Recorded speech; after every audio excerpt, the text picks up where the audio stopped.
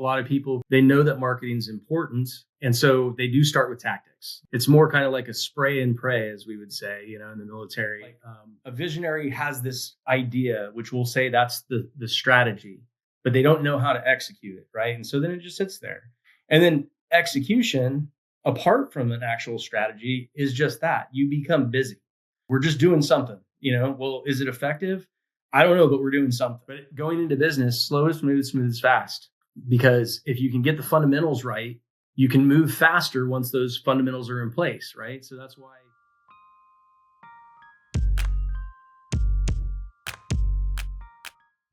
Most businesses aren't losing because they don't work hard. They're losing because they're drowning in tactics without strategy, unclear positioning, generic messaging, no systems, and marketing spend that can't be tied to revenue. Today's guest is Mike Davis from Anchor and Staff, where they help business owners turn brand confusion into clarity and chaos into systems, using frameworks like StoryBrand, the Value Ladder, and Gram Slam Offer Design. And Mike brings a rare lens. He's a retired U.S. Army psychological operations leader who treats growth like a mission. Standards, timelines, accountability. If your marketing feels busy and not profitable, this one's for you. Welcome back to the show, Dream Start Own. I'm your host, Edgar the Connector. Mike, welcome to the show. Edgar, thanks for having me. Really appreciate it. Thanks. I hope to learn quite a few things from you and be able to turn my turn my chaos into strategy. Yeah. No, I mean, that's absolutely accurate. A lot of people, particularly in startups and when they're getting moving, it's just, we gotta get moving. We gotta get clients. We gotta get sales. We gotta do all this. And they know that marketing is important. And so they do start with tactics. Like, I think this is it. And then it's more kind of like a spray and pray, as we would say, in the military. And really, when it comes down to marketing, I've heard it many times. Marketeers will say, well, we were successful at what we did because look at the engagement we had.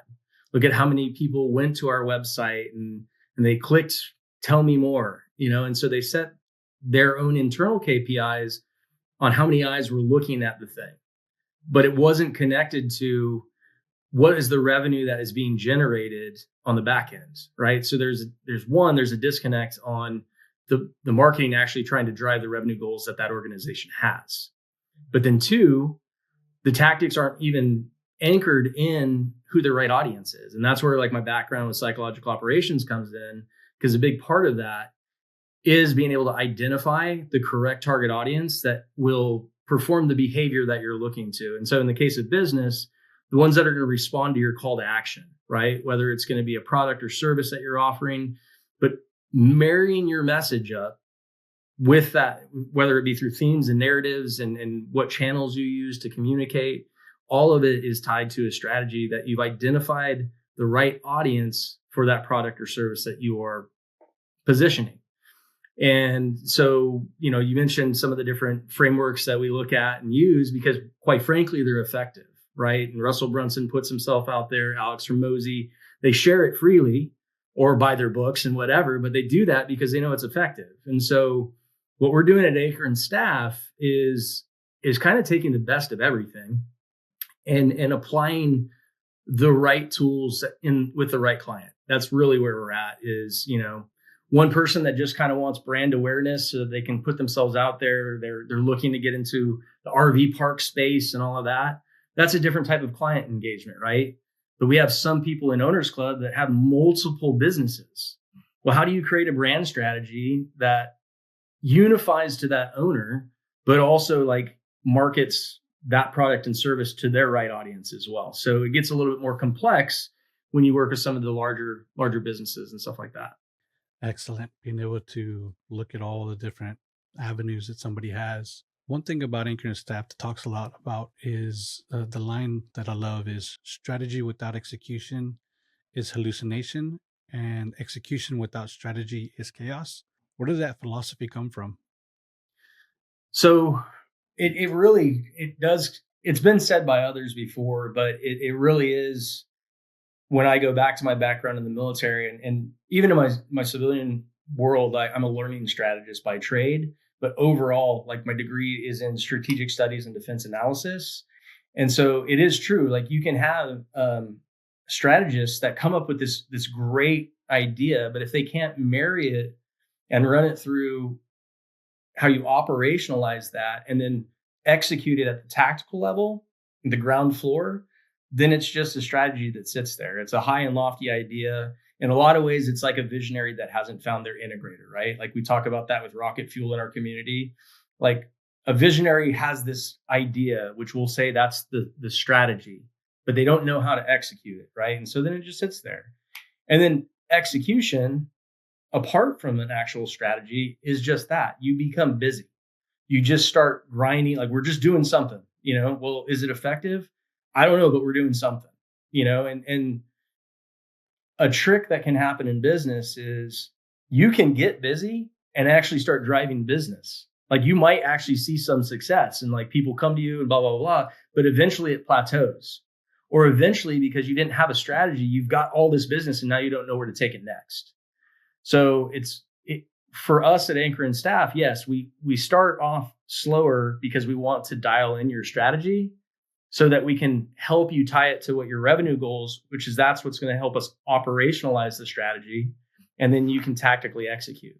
Now, you may ask us to do that for you, but we come up with a roadmap that basically says, hey, through your brand analysis and brand strategy, we've connected that to the right target audience. And we know what channels they're looking at, whether it's LinkedIn, Instagram, YouTube.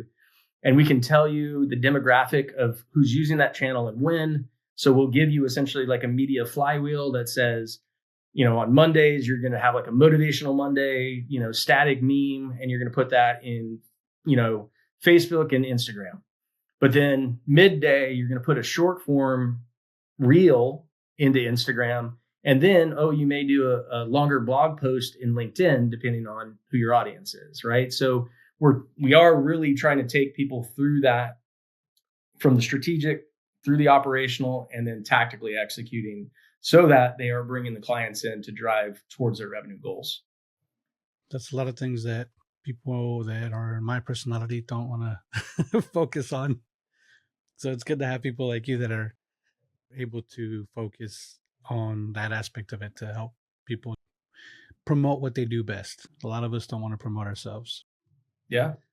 And myself included. I mean, I've been in the community for a year, and this is the year that I'm finally, jumping out, putting myself out there. I mean, something clicked when we were in Miami, last month for the Owners Club Immersion Retreat. It was just like, what am I doing? I have this skill set. I have these skill sets, and what opportunity that exists in this community with people that don't have a background in this. And okay, now it's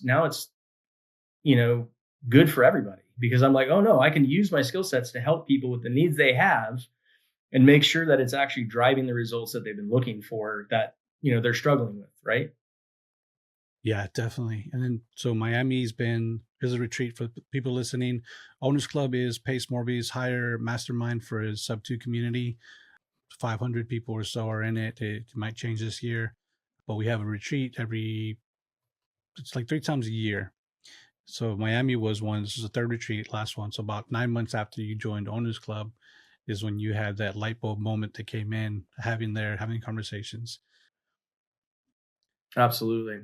Couple different things that we always said when it came to like training in the Army. From a perspective of training, it was always crawl, walk, run. And that's used in corporate America and all that. But it really is, hey, you've got to start. I mean, that's just how progression in life works, right? A baby crawls first and then they walk, right? And then eventually they run. It's the same principle for training. And it's the same principle for going into business. And I know that there is warrant to taking action and just getting moving and all of that. And like I said, you could have early success and then you don't have a plan, or you didn't have a strategy, and you're like, what do I do now? Or you moved so fast and you got yourself into a bad deal. And then now you're like, I'm out of the game. I can't do this anymore. This doesn't make sense. Well, I thought everything was going to be perfect and worked, which then leads to another statement that's one of my favorites, which is slow is smooth and smooth is fast. And it ties to that crawl, walk, run mentality. But you know, I am more of, I can find myself being in analysis by paralysis, right? But I'm a strategist. That's kind of what we do. We do the deep thinking so that we can translate that down to how to execute. But going into business, slow is smooth, smooth is fast.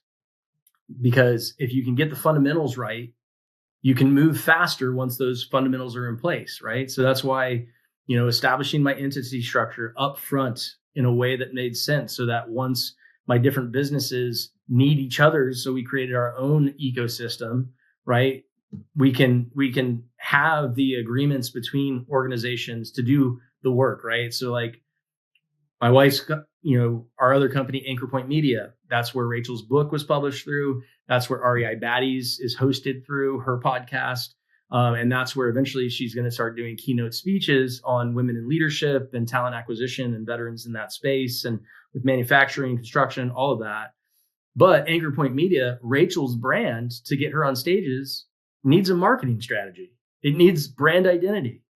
And so Anchor Point Media is going to be hiring Anchor and staff to build Rachel's brand out so that she achieves the goals that she has for herself, right? So, but I wouldn't have known how to do any of that. And I will give gratitude to Pace Morby and the community for being willing to share how to set that type of entity structure up, right? And to think about those things. And so while Rachel's been, out the gate, everybody kind of learned who Rachel was real quick because she puts herself out there. I've been behind the scenes putting these things together so that, okay, now the infrastructure is in place. Now we know what the strategy is. Now it's time to operationalize the strategy, and now we're executing. So yeah, slow is smooth, smooth is fast. And so you may not have seen me that first year, but you're going to see a lot more of me now. Let's improve your sleep, not by buying a new mattress or by changing your sleep time, your sleep hours, or how much sleep you're getting. As an entrepreneur, we know that you're not going to get more sleep most of the time. Check out 8 Sleep, the pod. It's a sheet that goes around your mattress, has these tubes where water runs through, and it'll adjust your temperature based on your preference. So you'll stay consistent temperature all night, and it'll adjust through the algorithm your consistent temperature. Sleep deeper at night, sleep better. My version I got was with the adjustable base. So when I'm snoring, it helps adjust it and reduce the snore, which is very good for myself to sleep longer. I toss and turn less, and my wife likes it too. Happy wife, happy life. Back to the episode. Excellent. Slow is smooth, smooth is fast. What that has in common is momentum. Success likes momentum. If you're stopped and you're not doing anything, momentum is key to success, even if it's slow. Yep. It'll help you get smooth, and once it gets smooth, it'll get fast. I love that. So switch gears a little bit back to the beginning. You're a retired U.S. Army psychological operations leader who brings mission-focused approach to brand and marketing. For people who don't know what that means, what are the transferable skills from that world into business growth? Yeah, absolutely. So for those that don't know what psychological operations is, you may have heard of the movie a while back, Men Who Stare at Goats. That was based loosely on what psychological operations was. Then you see some other stuff. It's like mind control and Jedi mind tricks and all that type of stuff.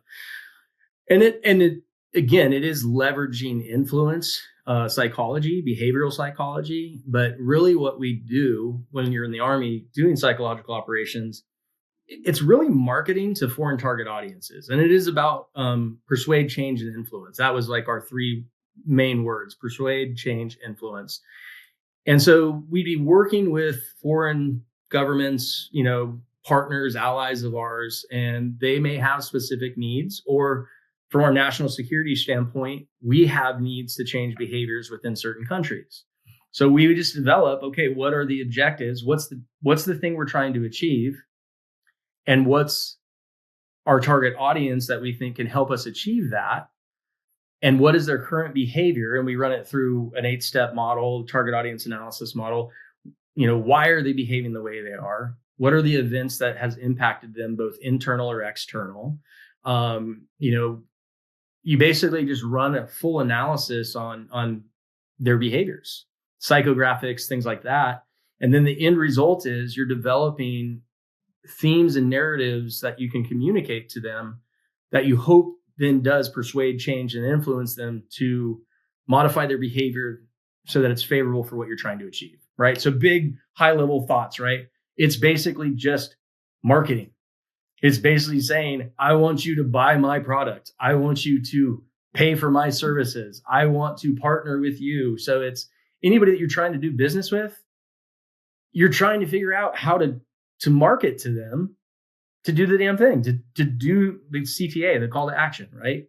So that's all it is. And so how it transcribes into business skills is it's marketing, plain and simple. But it's mission focused in the sense of it is anchored in behavioral psychology. Robert Cialdini wrote on influence. He's got another book called Persuasion. Nick Fisher actually recommends those. He also talks about the ethics behind it. And I would be remiss if I didn't say that, because a lot of people think, well, isn't that manipulation? Isn't it this and that? Well, there are ways to ethically influence people. And that's where I really anchor into Cialdini, because he's the one that really has put out there like the principles of social proofing and principle of liking. And there's 6 principles, 7 principles, because I think he added a 7th one of influence. But then he goes and teaches you how to do it ethically. And I want to make that clear. Yes, I have a background, and there are ways that the government does do psyop in foreign nations, and that's clandestine and all of that. Yes, we would call it white, gray, and black psyop. It's approved at the highest level. That's not what we do, right? It is 100%. What is your product? What is your service? What are you trying to achieve? We'll leverage principles of influence so that we can target your audience. And everybody gets afraid about targeting. We're not trying to snipe people. It's just reality. It's what all marketing companies do. It's what all business owners are doing, is they're trying to engage with their ideal brand or buyer persona, right? That's it. Yeah, people thinking targeting, sniping. In general, if you buy something and they ask you for your phone number to keep records, a track of what you're buying, that's basically why, because they want that information, that data. So even before Facebook was a thing, you were at grocery stores asking for your phone number. Do you have a membership card to get this points? Because they're tracking what you're buying to know that, hey, you bought this, you're probably going to buy this. This might work out for you. That's your targeting, sniping for that person, that individual. Yeah, absolutely. It's funny you mentioned that too, because I think Amazon does such a horrible job. I mean, sure, Amazon has revolutionized consumer behavior, right? But it's always funny is that after I buy the thing, then they send me all these ads and say, if you bought this, you may be interested in this, this, and this. It's all the same thing that I just bought. I don't need 3 of them, right? So like, to me, I'm like, they need to update that to say, if somebody buys this, here's some associated things, not the same freaking item with a different company, right? It's pretty funny. Side note. Yeah, no, I've seen it. Or sometimes they'll say, most people bought this with this and this. I was like, they bought 3 of the same thing. No, I don't need 3 of this. But exactly. When AI works and it doesn't work, that's most likely what it is, algorithm stuff. What do you think is something most civilians misunderstand about influence and messaging? I mean, it's what we do as a society in general, right? Like, let's go back to grade school when we wanted that relationship with the person we had a crush on. Human behavior is always trying to influence something to achieve what they want, right? That's what we do as humans. So, if the girl that I likes this type of music, well, I'm going to start listening to that type of music, right? I'm going to play it on the phone. Not that I had a phone back in middle school or anything, but you're going to play that song next to them. They're like, oh, I really like that song. You're influencing them to open a dialogue so you can try to woo them or win them over, right? Like that's at the base level, everybody's trying to influence each other to achieve what they want, right? It's just part of human behavior. Some are just better than others, and some people are nefarious, right? And that's the other thing that's important, and that's where I think people get scared about hearing the word influence and just trying to. They think they hear influence and they hear manipulation because they've been exposed to bad actors. And that's important, especially in our space, right? Like there's one of the things you'll see on Anchor and Staff, we really drive home. We want to build people's authentic brands. And that's important because there are people that can put themselves out there to achieve what they want, but it's not who they actually are. And they're misrepresenting what they actually do or what services will be delivered or what product quality they're going to get.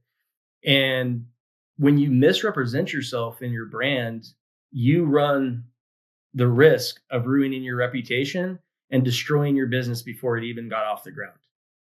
So we want to anchor in what is authentically real with clients of who they are, how they show up, so that when they meet their clients aren't going, well, I feel like I got sold a bill of false goods. Like, this doesn't make sense to me. So that's another thing, is being selective in who we want to take on as clients, right? We want to hear your story. We want to hear your why. We want to hear what you're positioning, but we want to design it to where it's authentically you, because if it's authentically you, then that's going to lead to referrals. That's going to lead to more business. It's going to set up a brand reputation that people know and trust and want to keep doing business with, other than with feeling like they got bait and switched, and then, you know, your business goes out of business because of that. Yeah, super important to be able to stay on the good side of people and not use it for nefarious reasons, to be ethical, moral about it, not try to make money off of something quick, because you do something wrong, you wrong somebody, that, or with internet, social media, that can travel so fast. Oh yeah, instantaneously. As you mentioned before, your business can get off the floor. absolutely. When you first started applying this to business, what do you think surprised you the most? So I'll go back to Miami. There was a breakout session that was talking about social media and branding, and we all know, like, in our community, Pace Morby's community is very good at understanding He's been very good at understanding marketing and all of that. But Michelle Basone was actually speaking, and she has a fantastic brand. She has a fantastic reputation. She is authentically who she is, and that's where she's become a leader within the RV parks and spaces. And so her and Caroline Kane were putting on essentially a breakout session on how to establish yourself in your brand and how to use social media and tips and tricks. And a lot of the questions that were coming up, you could tell that there was a disconnect. Like, they understood the importance of it. They didn't understand kind of how to put it into application. So they recognize that Michelle has a good brand. They recognize that Caroline Kane has a good brand. They hear all the things, but then the thought of actually doing it is where I think people got stuck. And even though we've got plenty of information in Owners Club about how to brand yourself, how social media works, what funnels to use, what channels to use, there's so much information. It goes back to strategy without execution. You can have all the information, but if you don't know how to execute it, you're going to stay stuck. Or you're going to execute without strategy, and now nobody knows what the heck you actually do because you put everything out there, right? So it really is like, I was like, man, this is a need. This is a need in our community, because, you know, you hear Pace always yelling at people like, nobody knows who you are. Put yourself out there, you know? And they're like, okay, Pace. And then they start putting themselves out there, and people now know who you are, but they don't know what the hell you do. So it really hit home. And I spoke with Caroline Kane afterwards with that.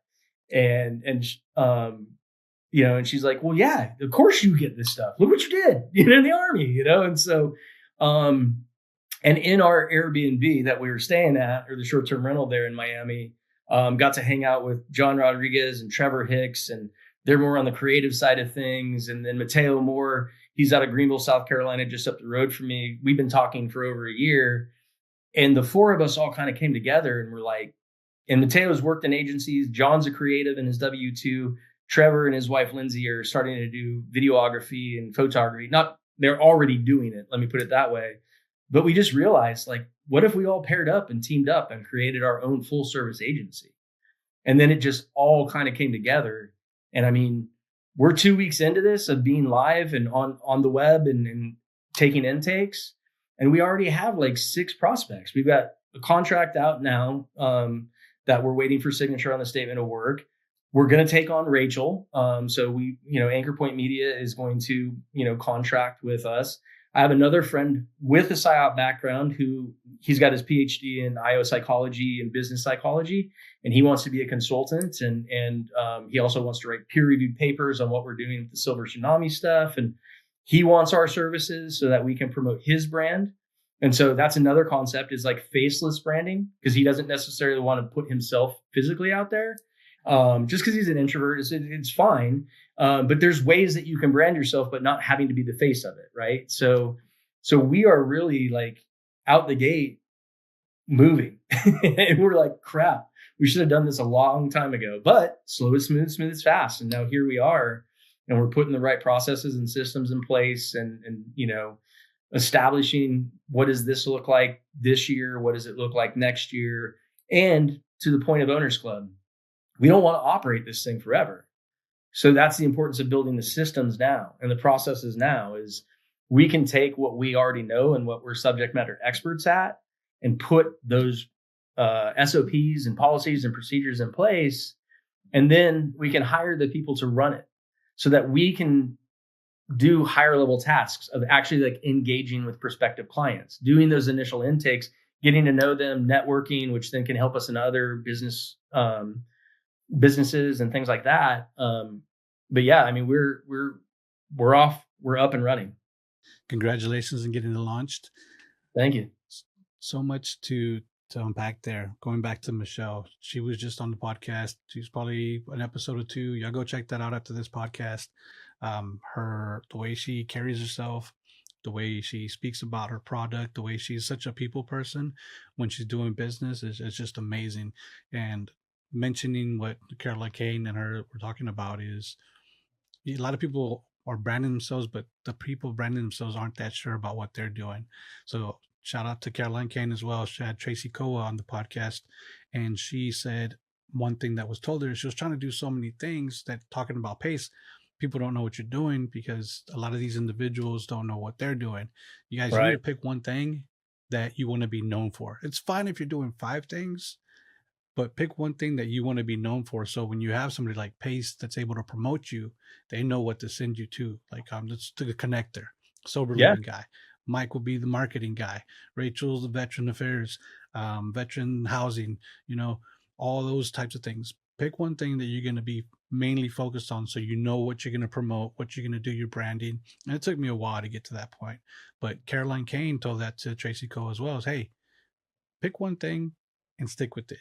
I had April Elias here as well. She says, if you don't pick one thing, everything is going to die. Yeah. So even if you're doing multiple things, that's fine. 5 things is fine. 3 things is fine. But pick one thing to be known for. That's one major point of advice there. On some of our prospective clients that we've done initial engagements and we have follow-ups for proposals, they have multiple things going. And they're all good things. But our advice to them has been, let's focus on that one thing.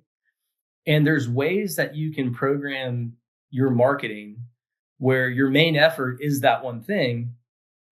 Like, for instance, let's say, 80% of what you're messaging or you're putting out there through the different channels focuses on that one thing. But then you can have like these like one-offs where you kind of weave in some of the other things. It's not overt. It's just like, oh, and by the way, this is another thing we do. You just throw it out there on the side so that like almost subliminally, you're still planting that seed in people's heads. They still know you as, let's say they know you as the capital raisers or the hard money lenders or private money, PML, PMP. But you also like have this other thing where you want to build a co-living acquisition arm, right? It's about learning where you want to start there, and then you can slowly plant the seed of the other things you're doing. And eventually you can start a second channel if you want to, or maybe that's the one that becomes the faceless brand, right? So you stay anchored in here, but we even see it with Michelle, and she talked about it in that. So she's known for the RV space. Well, her and Patrick are now expanding out to more of the resort style, that it's not just an RV park. It has a marina, it has a restaurant, so it's evolving over time. She's still rooted in the RV park space. When you think about people that aren't focused on one thing and they're trying to figure out what's the thing, or I want to be known for all of these things, we do advise them and say, let's focus on one. Let's root your brand in that one thing. And then we sprinkle along the way little seeds of, yeah, but I also do this other thing over here. And just like Michelle and Patrick, as they've been evolving and expanding from just RV parks to like now RV parks with marinas, RV parks with restaurants, RV parks. Their brand is evolving. It's still rooted in the RV space, but they're starting to show that they're expanding their scope and their expertise and where they're investing. And so for clients that do have multiple businesses, it is which business is the priority right now. We'll start there. And then over time, as we're sprinkling, we're prepping what we would call prepping the battlefield in the Army. We're prepping the battlefield or prepping the audience that there's something to come. And we know that even within like Pace's community, right? Like he started with sub 2. Eventually he realized sub 2 students are going to need private money. So then Gator got launched so that it filled that need. And so then that brand is its own brand. Sub 2 is its own brand. And then, we need people that understand the process of transactions and title and all that. So then top tier TC, and that's its own brand. He didn't launch all 4 of them, overnight. It was progressive and it was based off need. And so that's kind of our same approach too when we work with clients is what's the thing we want to start with? What's that one thing we start with first? What is on the roadmap later in different phases? And when is the right time to make that pivot or that transition and move into that? Okay, understood.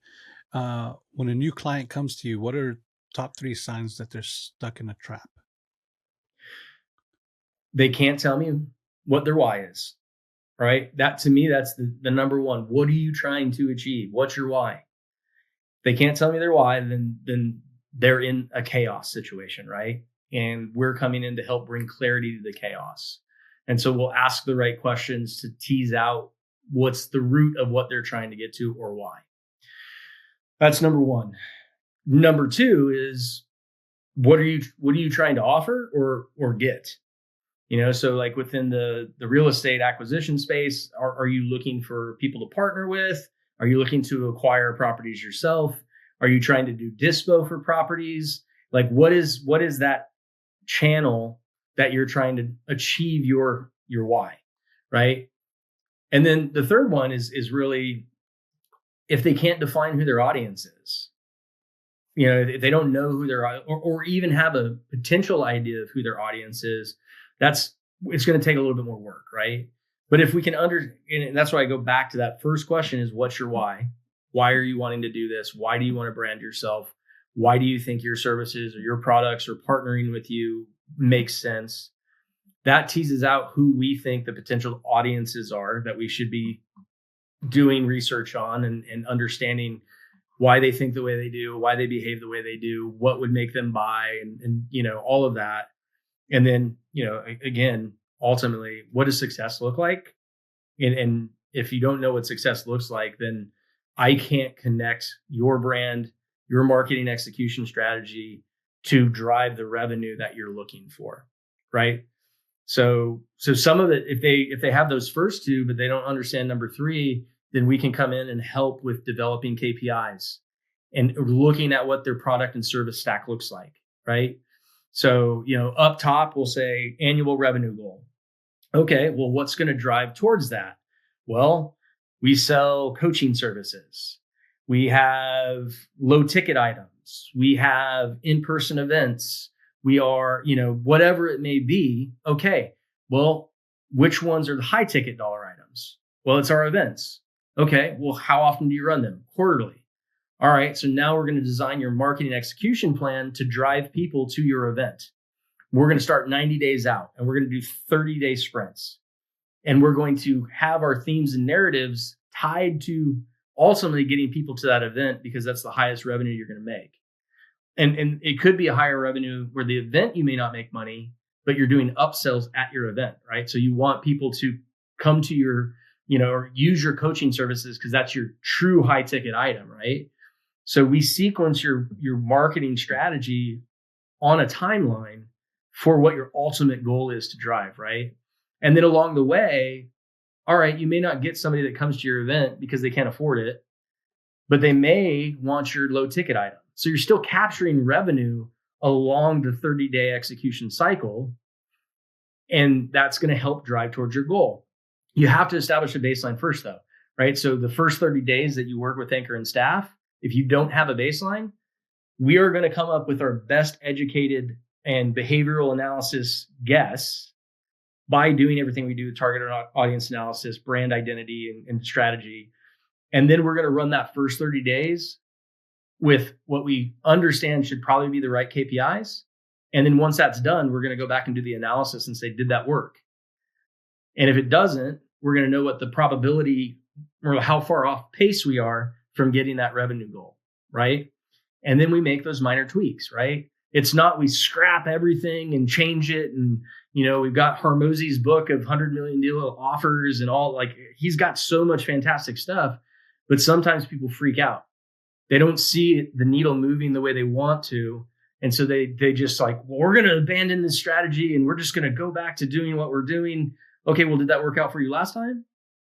Well, no, but okay, well, then just trust the process. Just like Atomic Habits, it's no different with your marketing execution. Minor tweaks along the way, and we're that's another thing is leading and lagging indicators. So during that 30 days, we're looking at leading indicators and that is the thing, like how many people are coming to your page after you made that post? How many people are clicking from Facebook into your website and looking around, right? Those are leading indicators that we're onto something in our theme and our narrative. The lagging is how many people converted on the backside. So then at the end of the 30 days, we're looking at those lagging indicators and saying, okay, here's where we need to dial it in. This is where we got our most traction. This is where we did not. So we're going to adjust this. We're going to adjust that. So it's fun in some ways if you like to tweak with things, right? And it really is an art and science for brand and marketing. Yeah, excellent. There's a lot of technical stuff there. If you guys are listening to this and don't want to do any of that technical stuff, that's why you got people like Mike Davis that you can hire. Absolutely. Leading, lagging indicators, KPI, key performance index, things you should track for your business to be successful, for your employees that have goals to reach and to make sure that they are bringing value for what you're paying them. If that's not you, hey, you got Mike Davis and his team to help you out with that. Absolutely. If someone's listening to this that says that's me, where do they start? Yeah, one thing is finding out their why, right? So can you help them figure out their why? What do you suggest they do to help their why? Because a lot of people don't know their why, surprisingly. Yeah. So a mentor of mine for the last 15 years, Ellen Murphy's her name. She actually hired me based off of a plane ride. I had just read How to Win Friends and Influence Others by Dale Carnegie. And I was, because I had just demobilized from a deployment to Afghanistan. At the time I was in the reserve. And I was coming back from some training and ended up switching seats, sitting next to Ellen. And I started applying what I learned in the book, which is, again, I read that book because of being in Psyop and influence. And at the end of that conversation, she put $100 bill in my pocket, said, take your wife to dinner. And then here's my card. I don't know when I'm going to hire you. If I have a job for you now or a month from now. Within a week, I was in interviews and that was right before I went back into the military. But she's been a friend for 15 years, been a mentor. And whenever I've been trying to figure out what my next steps are, she always goes back to the same thing is have 3 columns. What do you like to do and have the skill set to do? What do you like to do but don't have the skill set to do? And what are the things that you can do but don't want to do? Start that as a starting point, right? And then you just start filling out the column. Ultimately, what's going on there is you're trying to marry what existing skill set you have to what passion you have. And if the two marry up, well, let's drill down deeper into that and say, well, is there opportunity there? That's the other part. You may like that. You may have the skill set to do that, but is it going to put food on your table? Well, then maybe that's not the right way, But if you have resources and you can do those things, then maybe that's tied to your why, right? So a lot of it is, what are you passionate about? What do you have the skill set about? And do you have the time to do it either, right? Like that's the other thing. So that I think that's always a good place to start. I also think reading the book by Simon Sinek, Start With Why, is a good one because he really walks people through what the importance of finding your why and what it means. Had one of our prospective clients, wants to get into the RV space. And I asked, I mean, obviously I know the promotion, the push for RV space and why it's important within our community.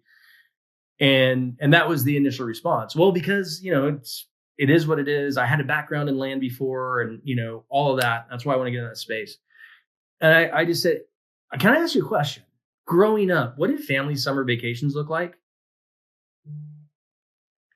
We used to tow a trailer behind our car and we used to go to campgrounds and RV parks. And I had a great childhood doing that. And I was like, bingo, that's your narrative. That's your theme.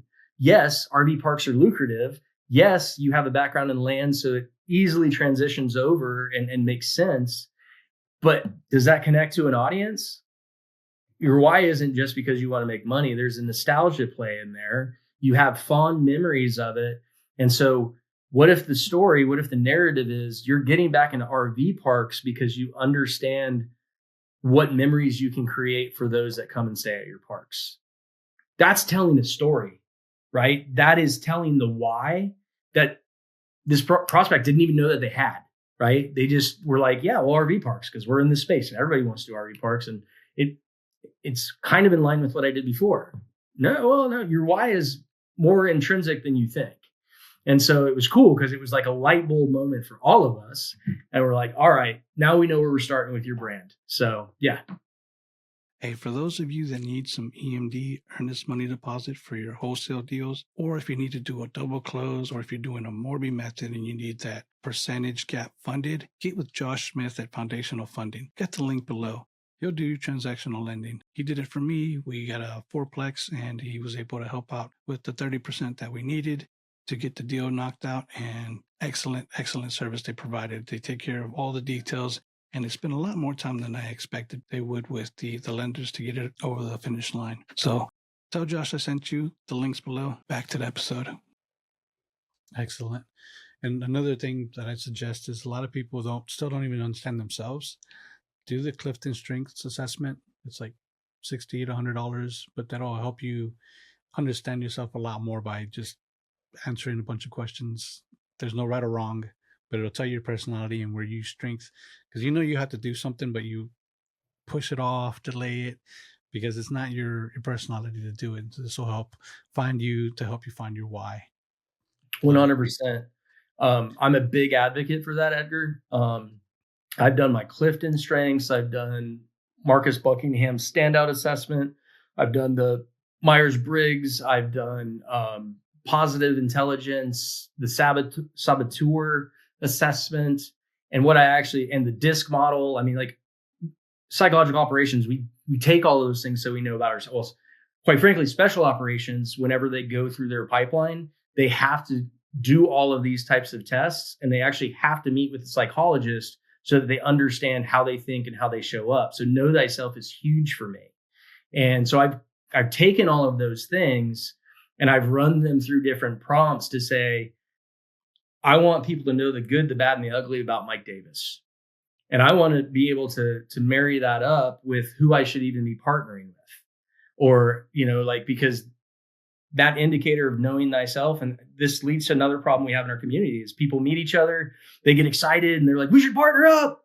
And they didn't pay attention to whether they would even be good partners. And then it doesn't work. And then they're like, I've heard people say in our community, I've got PTSD from partnerships, right?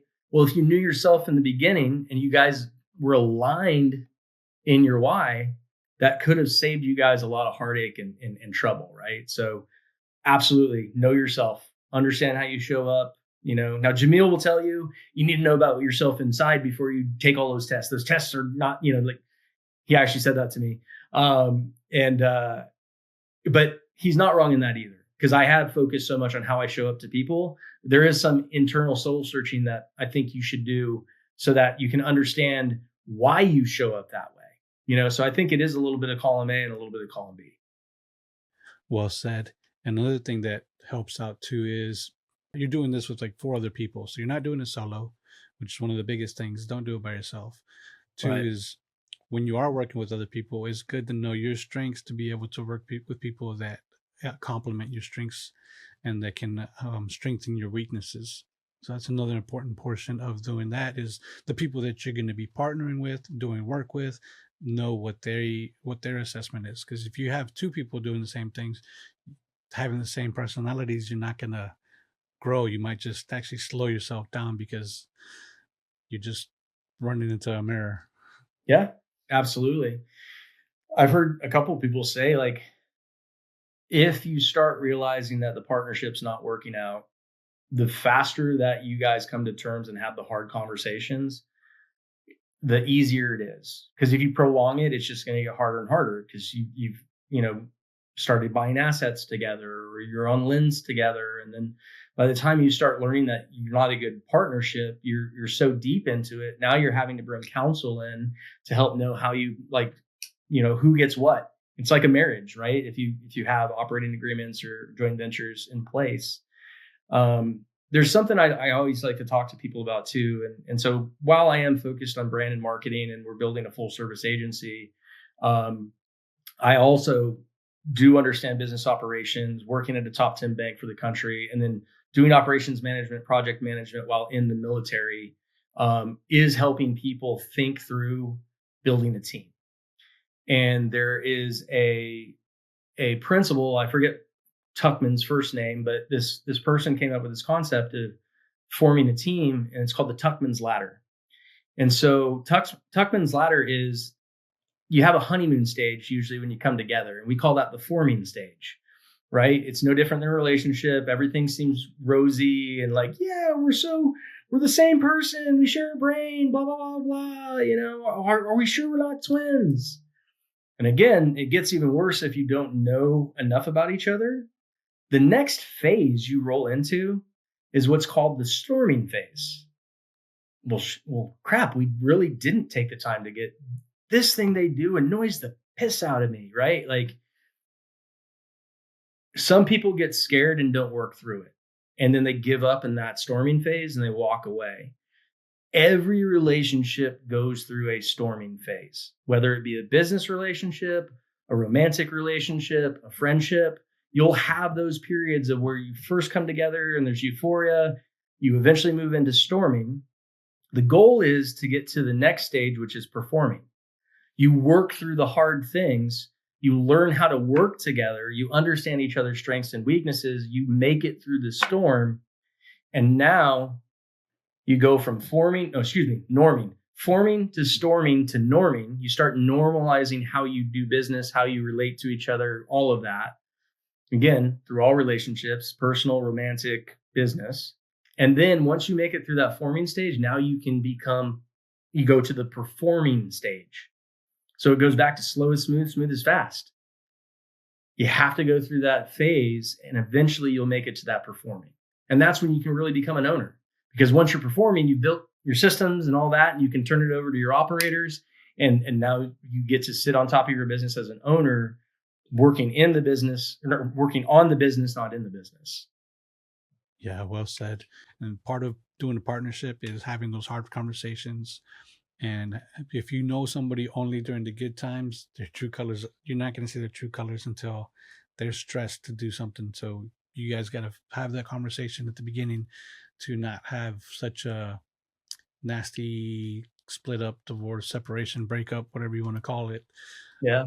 later on. So do the hard part first on your daily life, day to day, not just for your business, just in general, and it'll make your days easier as you go from there. 100%. Mike, from your business, you deliver a 90-day action plan and a 12-month revenue roadmap. How do you decide what goes into the first 90 days versus later?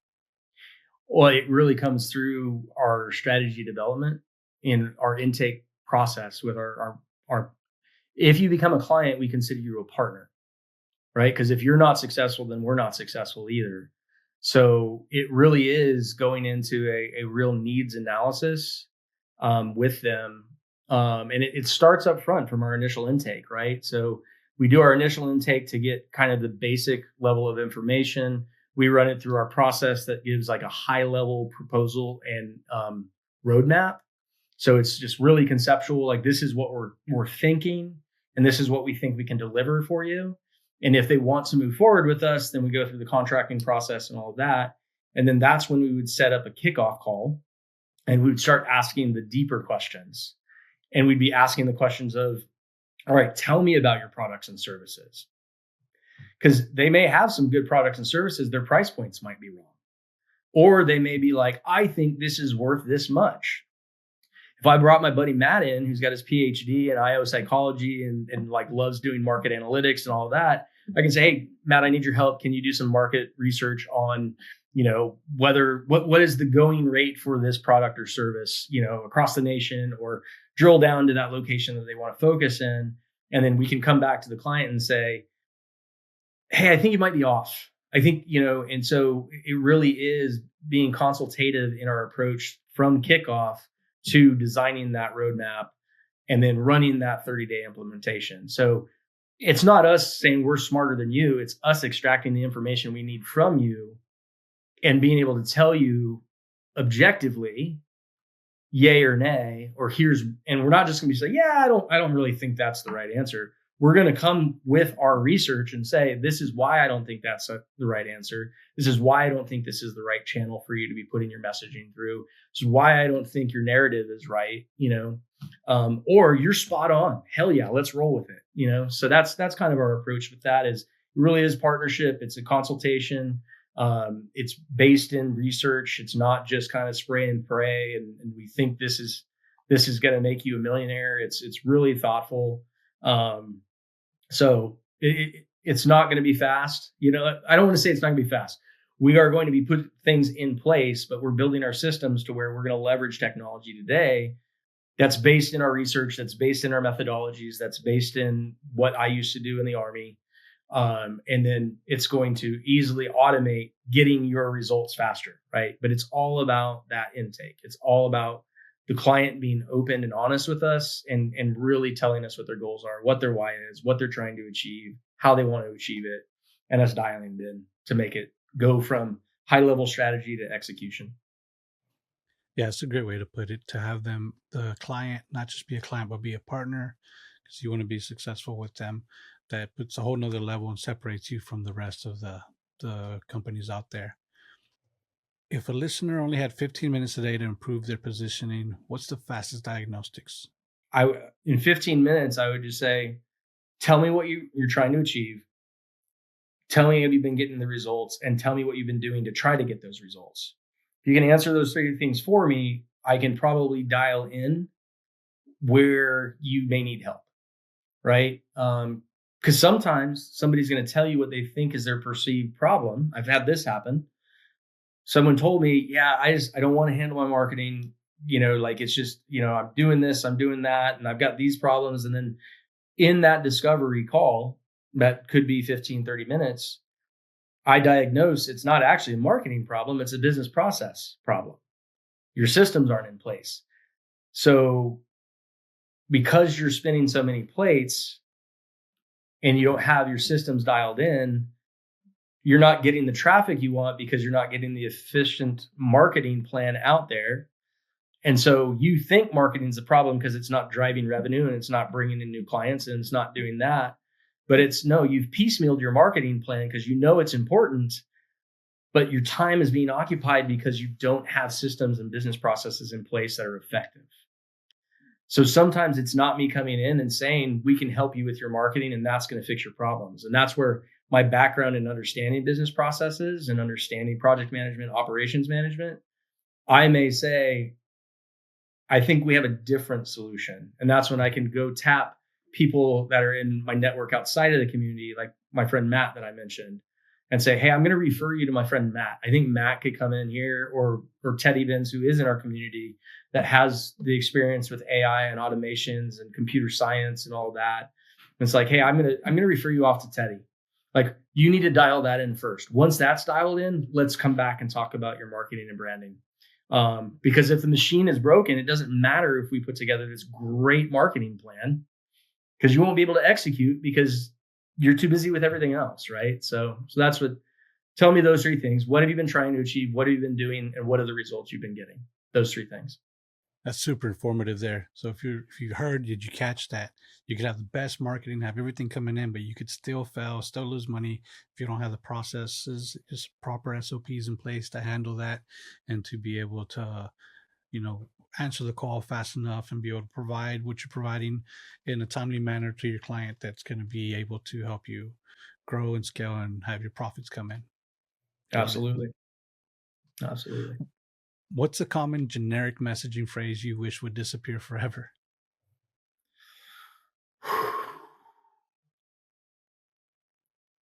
Pace is going to get mad at me. Just take action. There's some people that need to hear that, and they may have something intrinsically that they've been afraid, and they needed to hear that because they have the skill set and they have the ability and they have the resources to do that, and they take action and they're successful. Like we already discussed, there's a lot of people that don't know what they want to do and why they want to do it and how they should do it, but they've just been told, just take action. Well, sometimes just taking action without the resources and without the team in place and without the systems and the processes causes a lot more damage in the wake of you taking action and makes your situation potentially worse in the long run. So I always look at it as take measured or calculated risk. Yes, take action, but it better be measured and calculated on what are the risks if I take this action right now, right? Like anybody that knows Rachel, my wife, knows that she doesn't have a hard time taking action, but she knows why she's taking that action because she sees what the problem is and she knows she can attack it. So she just goes, right? And then while she's getting started, I'm in the background going, okay, well, I see why you're going that way. Maybe you pivot here. Maybe you do this, so, but what I'm saying right there is it takes a team. Taking action alone is going to lead to trouble, right? So yeah, that's the one I would say, like, take action through calculated risk. Like, calculate the risk. Do you have the right appetite that you can handle that risk, right? Like if you swiped your credit card to join this community and that was like, you're maxed out now, you are in a place of fear and you are in a place of not thinking rationally, but hoping that you can just overcome this. And so they're like, I'm swiping the credit card and I'm taking action. Now, maybe you hit the lottery and it works. But oftentimes, if you're in a bad situation, not measuring the risk can put you in a worse situation. I get it. A lot of advice is not for everybody, but Yep. like taking action, being calculated. Okay, if I tell you, hey, you have unlimited funds if you jump out of this plane, well, I'm not jumping on a plane for that. I'm going to die. Well, you ain't asked to find out where the plane's at, what position. It's a small plane. It's on the runway. It's not moving. It's not a big deal. Now, if I tell you it's above the Arctic ice and then you're not prepared, you're going to freeze before you hit the ground, then that's a different thing. So calculated risk, yeah, I understand that. But look at what the worst case scenario is before you take an action. I agree with that portion. Yeah, absolutely. Yeah, because it is important to take action. The second it clicked with me in Miami, within 2 weeks, we have an agency spun up and we're already taking on clients, right? But the calculated risk is I have the skill set. I have the team in place that knows what they're doing. Their strengths are those that are not mine. So we can all work on each other's shared strengths that we can then provide a fantastic service to our clients, right? And then they get the needs that they want. So yes, we had to take action and we took it quick. In two weeks, we're up and running. We've got systems and processes in place. We've got our CRMs. We've got our website. We have our intake model going. So we took action, but it was calculated. We had to calculate the risk behind that, right? Like, so what is it going to take? How do we finance to get ourselves off the ground? But yeah, absolutely. I love it. What is the simplest way to connect marketing actions to revenue? It goes back to strategy. It really does.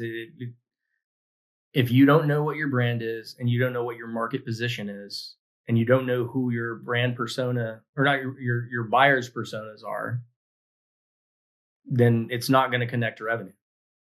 You have to know those things. You have to know how you show up in the marketplace.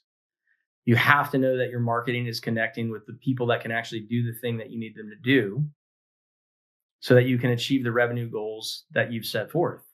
That's anchored in what products and services you have too, right? So price point's another big part, right? If you've not read The Psychology of Money, I'd recommend that book as well. But what's important in there is to understand that psychology of money is irrational. People have different opinions on how they should spend their money or what's important and what they value, you know. And so like you have to remember that like you may be out of touch with what you think your products and services are worth because your psychology of money and what you find value in. And sometimes that's hard for business owners. Business owners think like my idea is the best thing since sliced bread. For you, it is. You really enjoy that thing. But if 85% of the market doesn't care, well, then it didn't work because you didn't do your research up front, right? You didn't take this, what we would call a pause, a strategic pause to think through, what am I positioning? What's the price point? Who's the audience? How do I get my message out to them? What resonates in my message to them? So sometimes we have to put ourselves in our buyer's persona's shoes and say, how would I receive this message?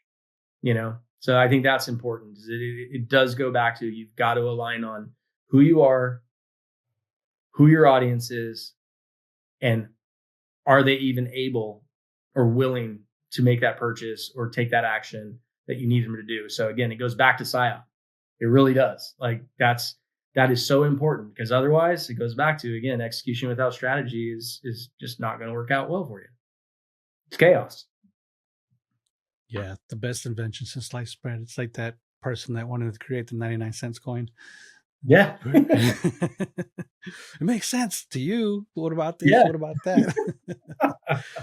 Part of the Dream Start On podcast is to start. And if you haven't started by getting your LLC, or if you need another LLC, use the link below to get with PCS, Prime Corporate Services, and they'll give you a consultation to walk you through getting your LLC. You can do it yourself, but they're going to walk you through it. They're not going to charge you extra than what you would pay doing it yourself. And they know how to set up the LLC appropriately to be protected, to get your operating agreement, and to make sure that you're coded correctly for the most business funding. Why do you want business funding? Because it doesn't affect your personal credit as much, and you can get so much more to help you scale faster, move faster, and grow faster. So use the link below to get your LLC set up with Prime Corporate Services. Now back to the episode.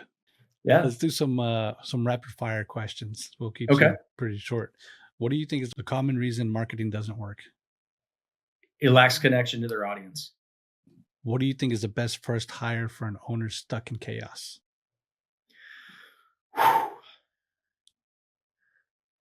A lot of people would say it's an operator or an integrator. I would say it's actually a VA or an executive assistant. Because if you're in chaos, it's because you're spending too much time handling emails, setting your CRM, typing names up, blah, blah, blah. Like, you can go get VAs overseas for a very reasonable price that can alleviate some of those nitnoid admin details so that you can focus on the things that are actually going to drive revenue as you're getting your business off the ground. Yeah, I agree with that one, and I'm still delaying that. Virtual assistant VA to help you, as the book from Buy Back Your Time, to control your emails. That'll help you save a lot of time, and to help control your calendar. That'll help you set a lot of time and organize you a lot better.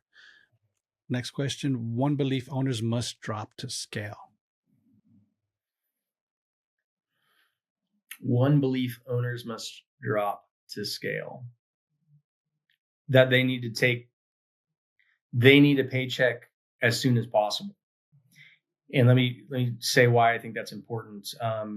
And this is from years ago, a person that was very successful. He worked in IBM and some other high technologies. He was like an executive for them. And then he eventually went and did his own private consulting.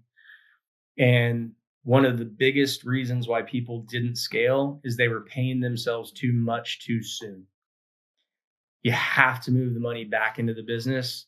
You have to cover your expenses. You have to cover your, if you have employees that work for you, you have to make sure they're taken care of.